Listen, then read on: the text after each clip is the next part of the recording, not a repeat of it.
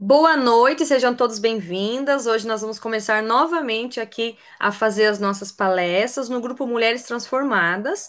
E hoje a nossa convidada especial é a Janete de Castro, que inclusive já participou aí de um livro aqui que saiu desse nosso movimento. Seja muito bem-vinda, Janete. Hoje ela traz o tema para nós da autoestima.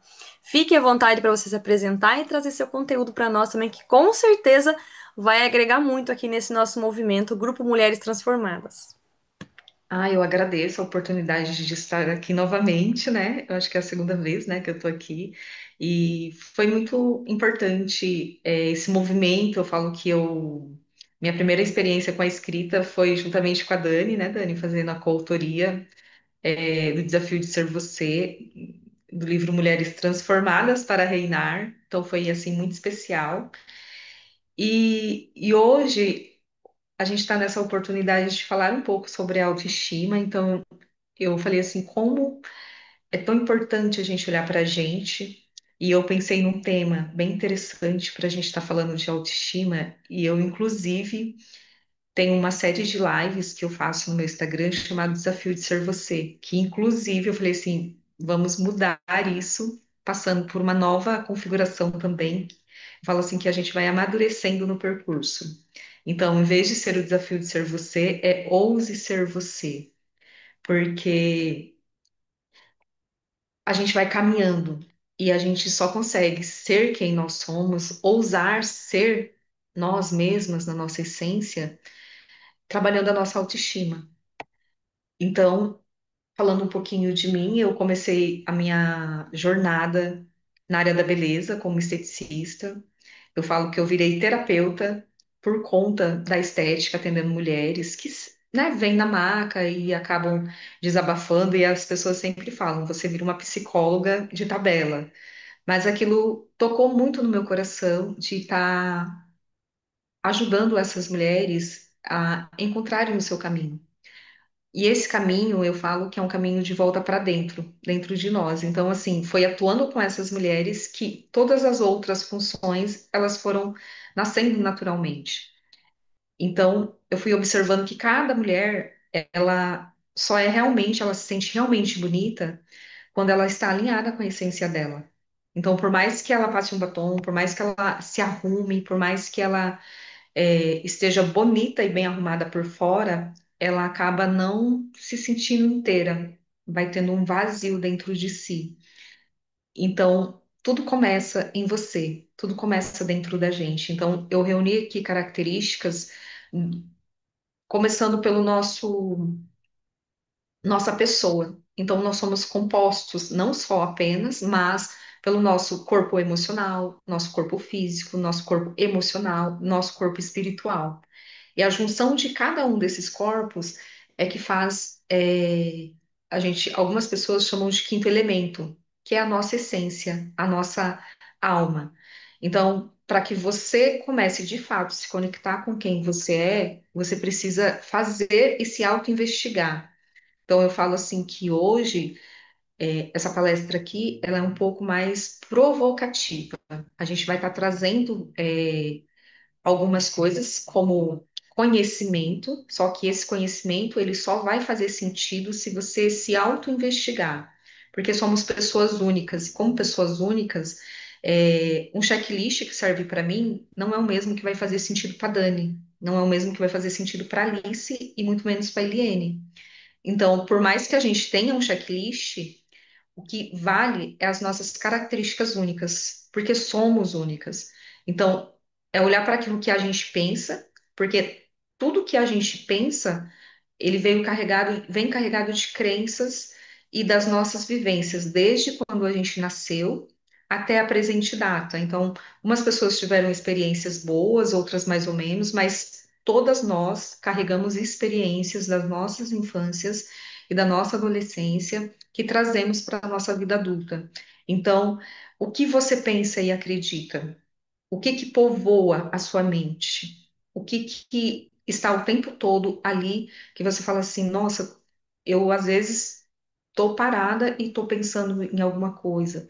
Então, quais são os pensamentos que vêm? São mais pensamentos positivos ou são pensamentos que você não consegue ir além? Então, você pensar e abrir uma autoinvestigação. A gente chama de autoinvestigação. Por quê?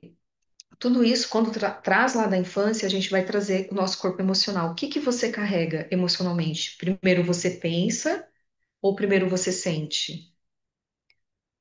É.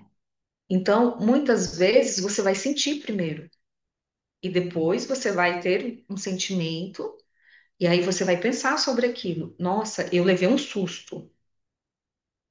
Isso é reativo, foi automático. E aí, com o susto, você vai observar: nossa, era algo assim que chegou de surpresa ou era um perigo? Se é um perigo, ele vai acionar o seu emocional ali, que é o medo. E você fala assim: nossa, preciso correr. Sua mente ali. Então, são reações físicas. Então, o que que você enxerga que está diante dos seus olhos? É de fato aquilo que você está enxergando? Porque eu posso colocar uma roseira na nossa frente aqui, e a Dani vai ter uma percepção, a Alice vai ter uma percepção, a Eliane vai ter uma percepção conforme as experiências que elas trouxeram, né? Tem gente que gosta de flores, tem gente que já não gosta. Então, o que que você enxerga? Também ele vai estar ligado com aquilo que a gente carrega com a gente, com o que a gente pensa e com aquilo que a gente sente. E essa união, eu falo que os nossos corpos, eles são compostos de água, de fogo, de terra e de ar. Isso carrega características igual à terra. Então, somos feitos da terra e da terra voltaremos. O que nos diferencia é que nós carregamos dentro de nós a essência de Deus, que é esse espiritual, esse fogo, que é esse calor que faz com que nosso coração bata, que o sangue circule dentro do nosso corpo, sem que a gente tenha controle. Você não pede assim: olha, sangue circula, olha, respire. Não, ele acontece sem o seu comando. Isso é o fogo dentro de nós, ele nasce do espiritual, dessa essência que carregamos dentro de nós, desse sopro de vida. Isso, olhando para nós como pessoas inteiras, vamos ver que a união disso tudo é a nossa essência, aquilo que nós não vemos.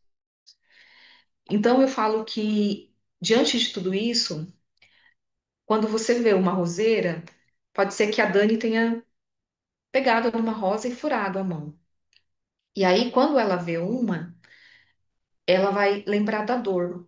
Então, eu falo que as dores e tudo aquilo que a gente viveu, ela se torna uma prisão emocional quando a gente não olha e não se auto-investiga.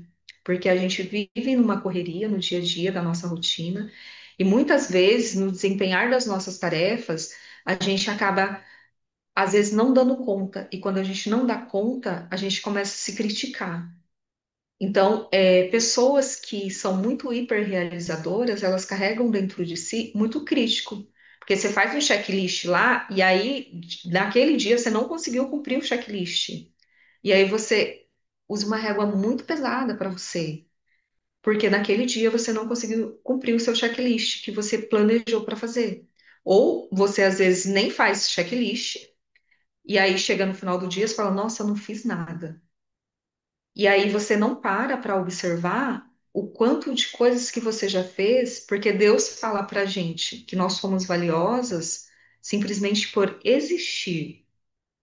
E aí a gente coloca a condição pra gente. Então, a cada vez que eu aciono esse crítico, eu fico cada vez mais dentro de uma prisão emocional que na maioria das vezes eu não tenho consciência. Então, eu falo muito sobre as sombras que a gente carrega, que são sabotadores. Todos nós, como seres humanos, temos todos esses sabotadores.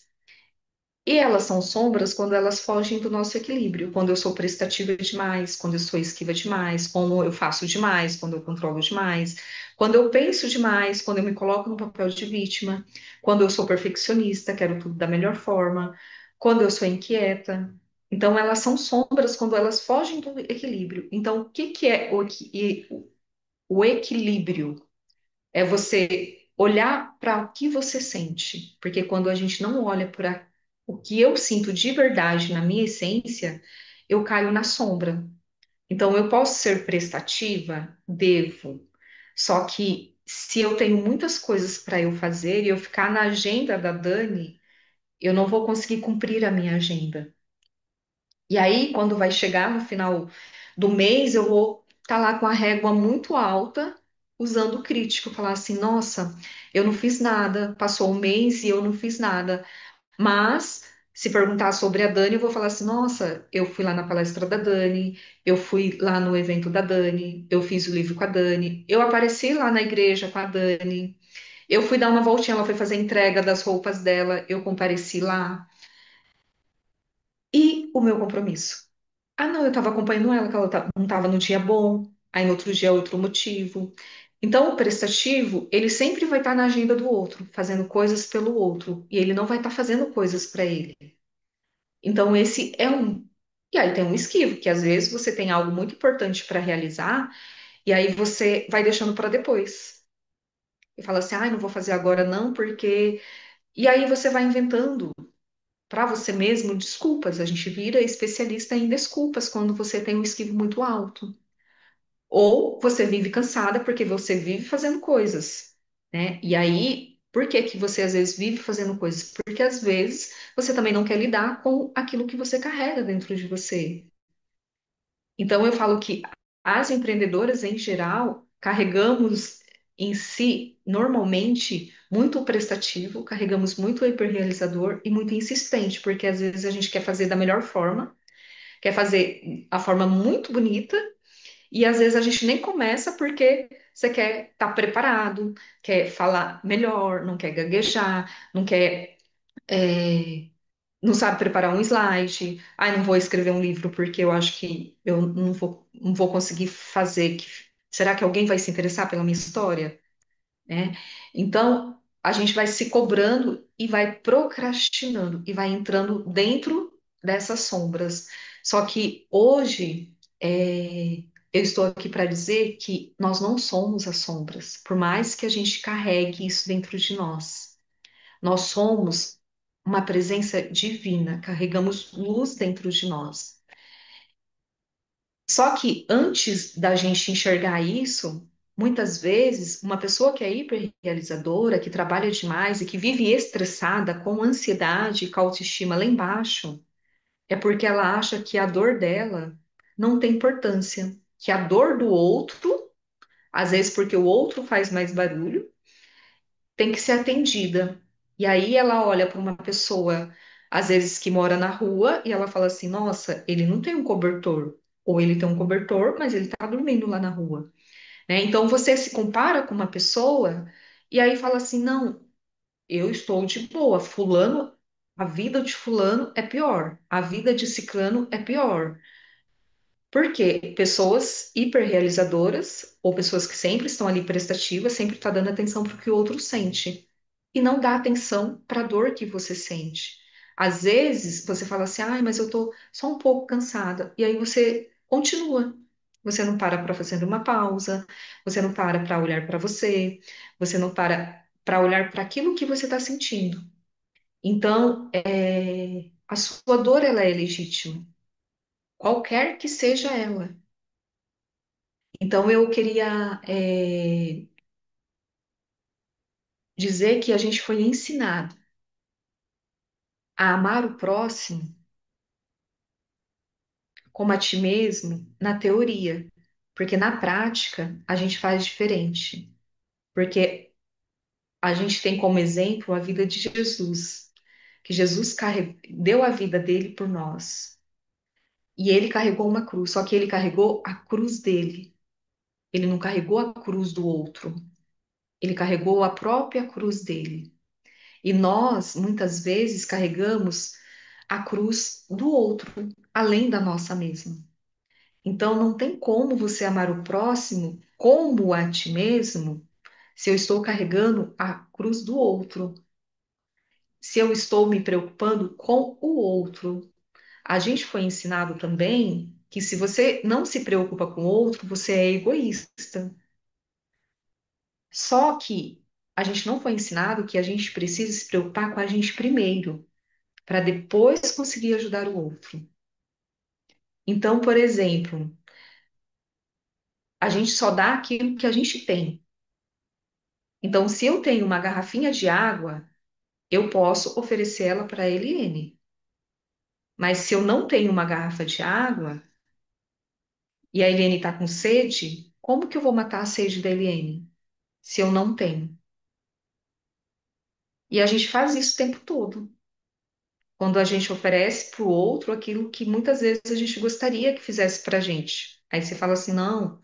Sabe as histórias que a gente escutava antigamente? A gente recebe uma visita em casa e aí a gente guarda os copos, né, para visita. Quando tem visita, tem os copos, os pratos novos, né, toalha nova na mesa, né? E quando a gente está no dia a dia, a gente usa os copos normais. E aí, para visita, tem um copo especial. Só que a pessoa mais especial da sua casa, quem é? É a dona da casa, é o dono da casa. Ou seja, somos nós. Não que você não deva oferecer o melhor para sua visita. Deve. Só que você deve oferecer o melhor só para o outro. Então, é a gente olhar e falar assim: eu só posso oferecer aquilo que eu tenho. Né? O que eu tenho oferecido para o outro, eu tenho. O que eu tenho oferecido para o outro, eu faço para mim. Aquilo que eu ofereço para o outro com muito amor, com muita dedicação, eu faço da mesma forma para mim. Eu preparo um café da manhã especial para mim também. Eu bebo água, eu olho para mim com atenção, eu sou prestativa comigo mesma, eu sou dedicada e caprichosa comigo mesma, eu me demoro comigo mesma. Então, são perguntas que a gente precisa fazer para a gente e não ficar presa na dor, né? Existe uma dor que precisa ser olhada e precisa existe uma dor que a gente precisa às vezes reconhecer, porque muitas vezes o estresse é uma dor que você não reconhece. A ansiedade é uma dor que você não reconhece. Aí você fala, nossa, mas o que que isso tem a ver com autoestima? Tudo. Porque se você está com ansiedade, você está com estresse, automaticamente a pessoa não vai se cuidar, não vai se olhar e automaticamente vai se sentir para baixo. Muitas vezes você está sorrindo, vive bem arrumada, tá num monte de gente, é super extrovertida, mas dentro de você existe um vazio. E às vezes você não sabe identificar. E tá tudo bem, que não sabe mesmo. A gente só vai conseguir identificar quando a gente começa a fazer perguntas, se auto-investigar. Porque enquanto a gente não se auto-investiga, a gente fala assim, nossa, sabe a pessoa que fala assim, nossa, mas minha vida é perfeita. Os outros falam, nossa, sua vida é perfeita. E aí você fica assim, tá, todo mundo acha perfeito, mas parece que falta alguma coisa. E você vive atrás dessa alguma coisa que falta dentro de você. Como você não sabe nomear o que é. Por isso que a gente tem que se auto-investigar. Por isso que um checklist que eu faço, eu sou muito do checklist, eu gosto do checklist. Para mim funciona, mas parou de funcionar por um tempo. E eu fiquei olhando para mim, falando assim: por que que o checklist não funciona? Por que que eu coloco 10 tarefas para eu fazer e eu faço só três? Porque eu estava muito cansada naquele dia. E todo mundo olhava para mim e falava assim: nossa, a Janete é bem-sucedida, a Janete atende, a Janete já está fazendo live, a Janete já escreveu livro, a Janete corre. Só que faltava algo dentro de mim. E eu falava assim: nossa, mas eu trato de mulheres, ajudo elas a terem autoestima, e por que é que eu não estou sentindo isso? Porque ainda eu tinha um ponto cego dentro de mim. Todos nós temos esse ponto cego, que a gente não enxerga, porque a gente fica presa nas nossas próprias verdades. Então eu fui aprendendo que a gente não tem que se considerar a dona da verdade daquilo que a gente conquistou até aquele momento. A gente tem que viver se auto-investigando, porque cada dia é um dia diferente. Hoje eu posso estar muito feliz fazendo, correndo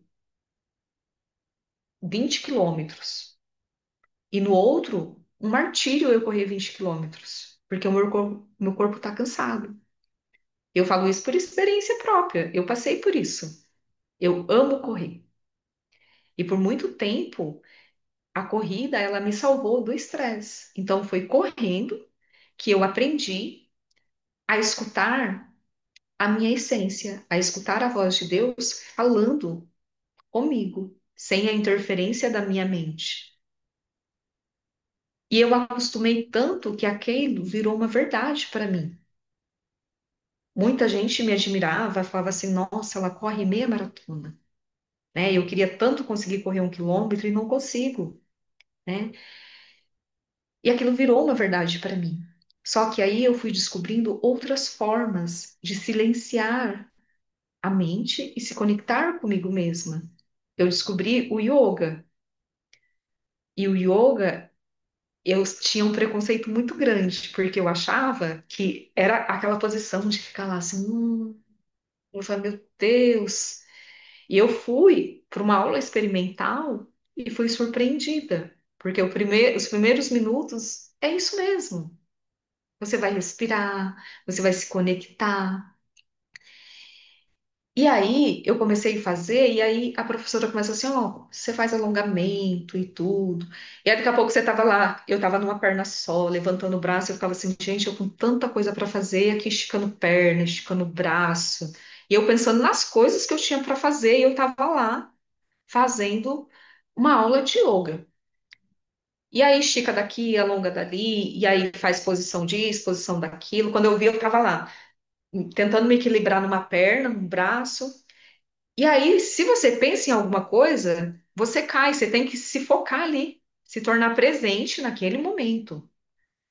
E aí eu fui descobrindo que para você fazer yoga, ele obrigatoriamente convida você a estar presente no momento. Então foi exercendo a autopresença, estando presente naquele momento, que eu fui enxergando as sombras dentro de mim. Mas mais do que enxergar as sombras dentro de mim, eu fui também enxergando a luz que tinha diante de mim, que eu sou luz. Cada pessoa carrega dentro do coração uma luz enorme. E a gente não consegue enxergar essa luz porque a gente está cheio de sombras. A gente coloca, nossa, mas eu não consigo, nossa, eu vou fazer depois. Se a Dani me pedir uma coisa, eu vou fazer, mas se for para mim, eu deixo para lá, porque eu falo que não vou conseguir. Então, eu fui entendendo que quanto mais eu trabalhava, eu estava fugindo de olhar para algo dentro de mim que eu ainda não estava enxergando. E eu nem tinha consciência que eu precisava olhar para mais alguma coisa. Então, foi perguntando por que que eu estou cansada. Se eu paro para fazer atividade física, se eu estou procurando dormir bem, se eu estou bebendo água, se eu estou fazendo a oração. Por que é que eu ainda estou cansada? Por que é que tem algo ainda que parece que está faltando alguma coisa? E muitas vezes a gente olha para fora, o outro, eu falo que o outro ele é muito espelho. Às vezes vai acontecer uma situação e aí você vai se incomodar com aquilo. E a gente se incomoda com aquilo com o outro. Ai, aconteceu. A Eliene combinou comigo que a gente ia se encontrar lá na praça da cidade dela. E aí ela chegou atrasada. E aí ela chega atrasada e aí ela fala pra mim assim: "Olha, eu combinei que eu ia caminhar com você, mas como você já estava sem celular, eu não vou mais caminhar com você." Aí ela desmarca o compromisso. Atrasada e ela ainda desmarca o compromisso. E aquilo me chateia. Por que que me chateia? É sobre a Eliane ou é sobre mim? Não é sobre ela, é sobre mim. Por que é que eu fiquei chateada? Por que que aquilo me incomodou? Então, é algo que eu vou olhar e aquilo é uma ferida do perfeccionismo. Por que é que ela não pode mudar de ideia? Porque muitas vezes eu também mudei de ideia comigo, muitas vezes eu me atrasei comigo. Então, voltando lá no yoga, eu fui percebendo que existiam coisas que eu me incomodava no outro e que eu precisava olhar dentro de mim. Então, naquele momento, eu estava me considerando que aquela verdade era uma verdade absoluta. E eu fui entendendo que não existem verdades absolutas, nunca. A vida ela é um eterno aprendizado. E aí eu tenho repetido muito, quanto mais eu aprendo, mais eu entendo que nada sei. Porque vai ter sempre alguma coisa de formas diferentes que vai estar me conectando. Então eu preciso olhar para a luz que existe dentro de mim primeiro também.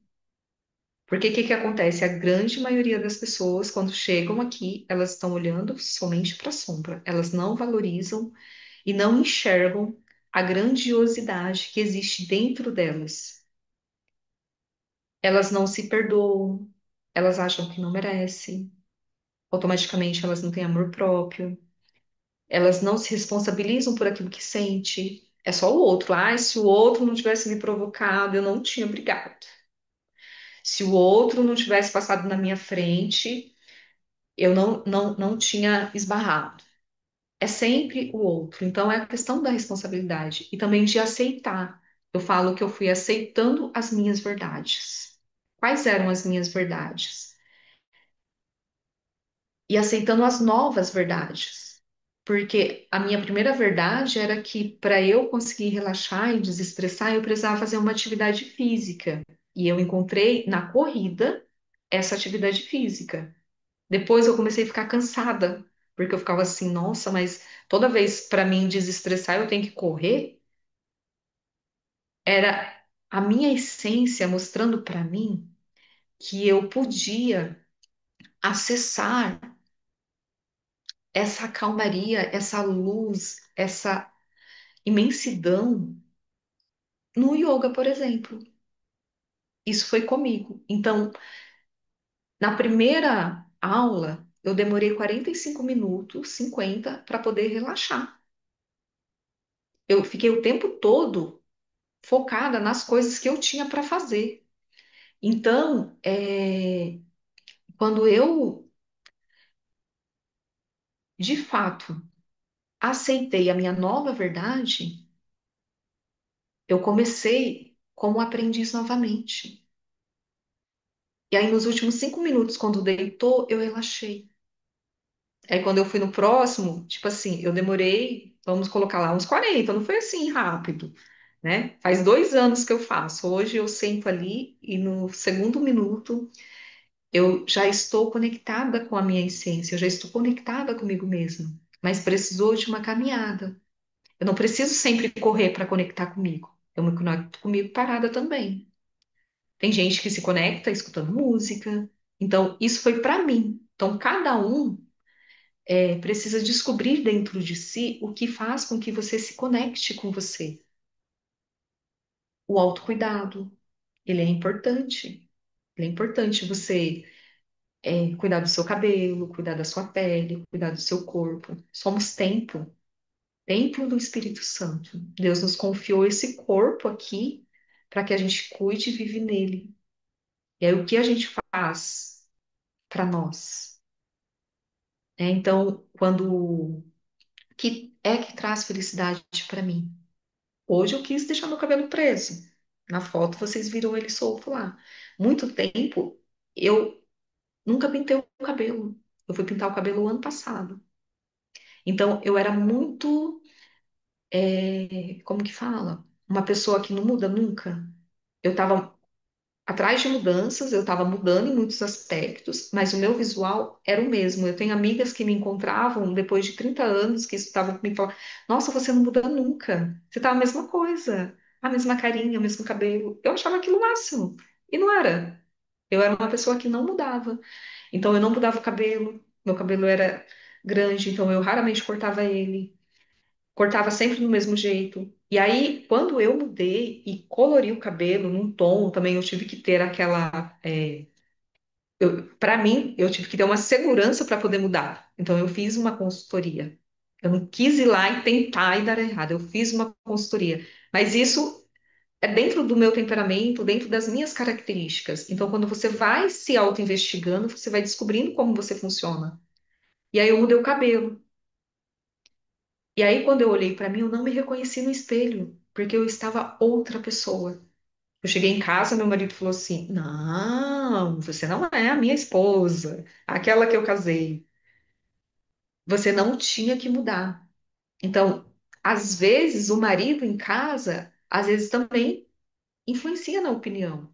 Aí eu falei assim: quando eu casei com você, você tinha cabelo preto, hoje seu cabelo tá todo grisalho, né?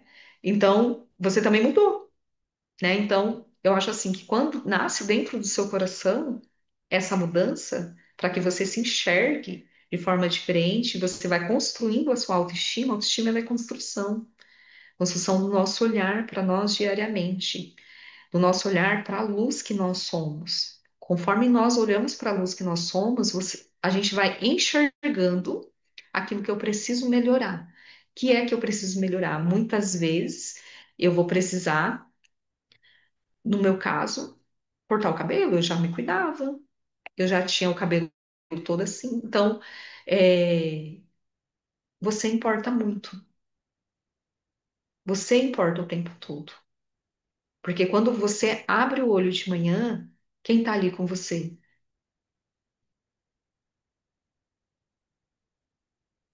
Qual que é a primeira atitude que você faz? A gente vai precisar outra, né? Tá quase acabando, mas a gente vai precisar outra. Você vai encerrar, Dani, para mandar outro link? Pode ser, né? Daí a gente já começa no outro pra você não perder o fio da meada, pode ser? Então eu Isso. vou encerrar e vou enviar o link novamente no grupo, tá bom? Mas vocês voltam, a gente espera uns 2 minutinhos, tá bom? Vou encerrar.